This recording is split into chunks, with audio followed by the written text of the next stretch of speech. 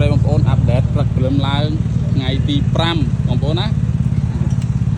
ឡូវនេះយើងចាក់ចេញពីអូតែលស្នាក់នៅ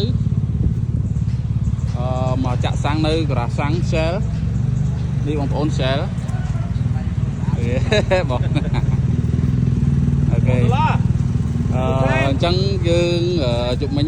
នៅសប្បាយជុំគ្នាទីដែរបងប្អូនណាយើងហូបអីតិចតួចហ្នឹងទៅមួយបងប្អូន GS យើង rider យើងអស់ទាំងម៉ែទាំងថៃអូខេហើយទិដ្ឋភាពនៅនេះវា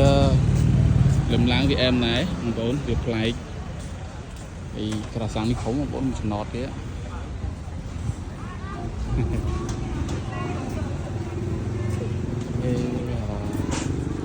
ហើយយើងមកដល់នេះមានការជុំគ្នាបន្តិចបង